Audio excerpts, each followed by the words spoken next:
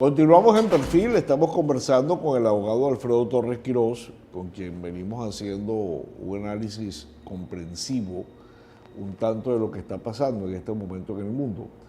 Decíamos que estamos viviendo una parálisis paradigmática en el entendido que el paradigma es la forma como la comunidad científica concurre en considerar qué es lo que está pasando en el mundo.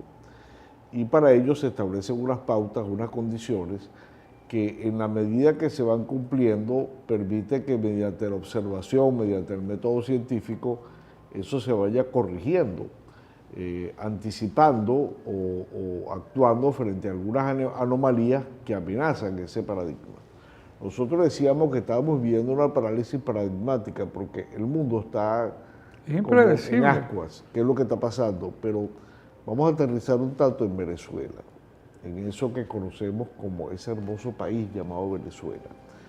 En Venezuela lo que está ocurriendo no es distinto a lo que está pasando en el mundo.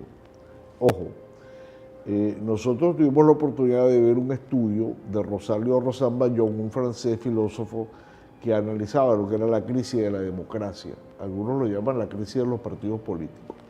Pero es que decíamos que el Estado, esa concepción de ficción que tenemos de organizar a la sociedad, de organizar a la población, de comprender las instituciones, de llegar a acuerdos y normas que hagan posible el comportamiento de la sociedad y un aparato de justicia que garantice el equilibrio frente a las situaciones que amenazan la tranquilidad o el bien común o la felicidad de la gente, hace posible que funcione, independientemente de que tenga calificación legal o no en el mundo.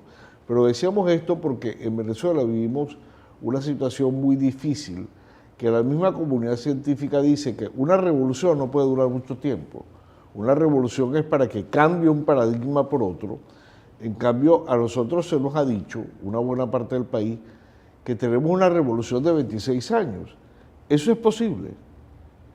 Mira, yo veo un momento político realmente convulso, un momento político peligroso.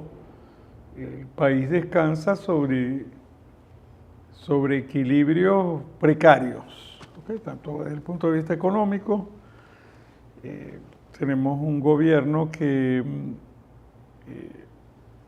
en el contexto de las naciones está cuestionado y tiene que batallar contra ese cuestionamiento con las relaciones internacionales en crisis, porque aún, o sea, fíjate que el cambio paradigmático, ¿no? Suponíamos que había una afinidad ideológica entre el gobierno de Lula da Silva y el gobierno de Colombia y el gobierno de Venezuela, y lo que han habido desencuentros que se han superado quizás se acabó un poco la diplomacia de micrófono, no hubo, o sea, simplemente hay un rompimiento no declarado de relaciones internacionales.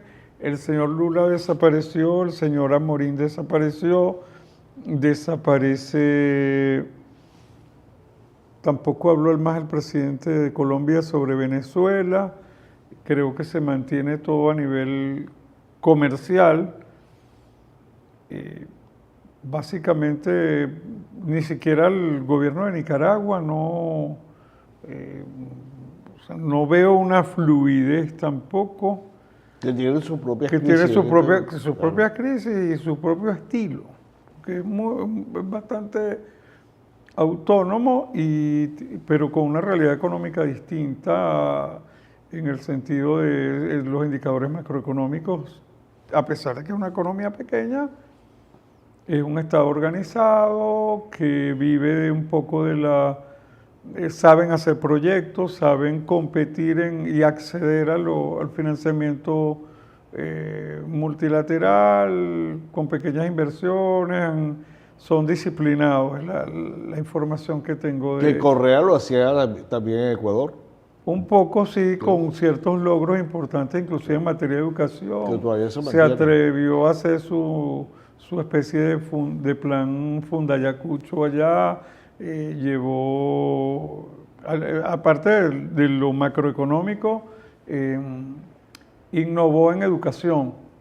Y bueno, cumplió su ciclo, su partido político estuvo compitiendo con resultados bastante ajustados. Básicamente, el correísmo representa por lo menos el 40 al 45% de la sociedad ecuatoriana. Ahora, aquí, y lo han dicho Que ellos algunos tienen sus consultores, propios problemas. han dicho algunos consultores de opinión que la situación está tan conflictiva en Venezuela que cuando se habla que hemos tenido periodos de recuperación en los últimos años, no es una recuperación absoluta ni es un mejoramiento de la economía. A lo que se hace referencia es al hecho de que es una recuperación desde el punto de vista estadístico comparando un año con otro.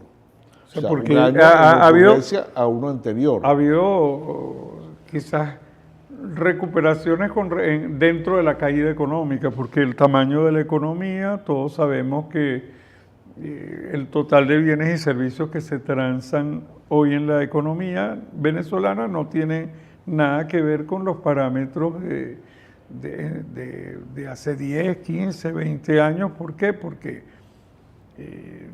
dejamos de producir suficiente cantidad de petróleo, la estatal Petróleos Venezuela dejó de ser competitiva, nuestras exportaciones, se afianzó el modelo importador, la comida importada, etcétera, etcétera. Quizás haya habido un cambio en los últimos años, quizás de los patrones de producción, importación, etcétera, pero sobre la base de una economía que sigue siendo dependiente, no diversificada. Después de 25 años todavía no se pudo, y creo que se intentó fallidamente o se intentó a medias o no se intentó trabajar sobre la diversificación de la economía, y ahorita estamos en un atolladero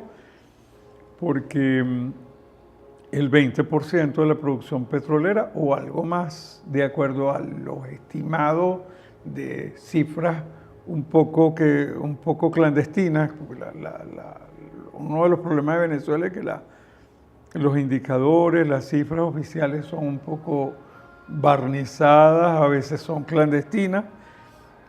Pero son el tema de la empresa esta, la Chevron.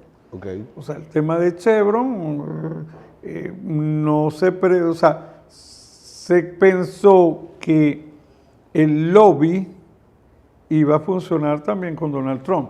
Ahora, el lobby, porque Chevron funciona... Toca un aspecto muy importante, porque el contrato que tiene Chevron es hasta julio y tiene que dársele fiel cumplimiento a las pautas que están establecidas en el mismo.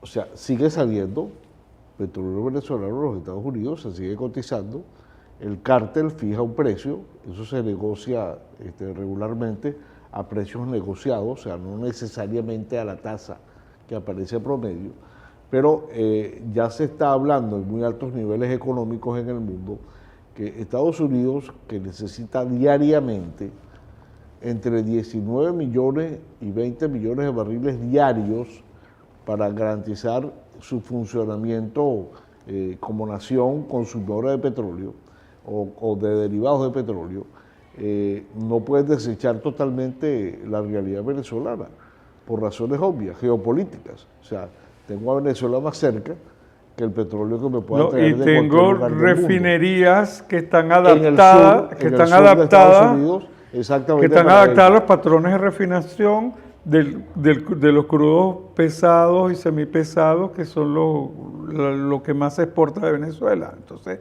recuérdate que también los Estados Unidos traen de Alaska bitúmenes, o sea, traen crudos pesados. Claro. Ahora, es muy importante precisar, se está hablando de una negociación que podría estar en ciernes entre Estados Unidos y Venezuela para que tres empresas norteamericanas pudieran operar en Venezuela, pero comprándole el petróleo más barato. que como está fijado en el promedio, cosa que de por sí se acostumbra, pero con el establecimiento de los aranceles, con el establecimiento de algunas condiciones, permita que también Venezuela pueda seguir vendiendo petróleo a los Estados Unidos. Pero vamos a cumplir unos compromisos de publicidad. Ya regresamos para tocar este aspecto con Alfredo Torres Quirós, abogado, nuestro invitado en el programa Perfil el día de hoy. Ya regresamos.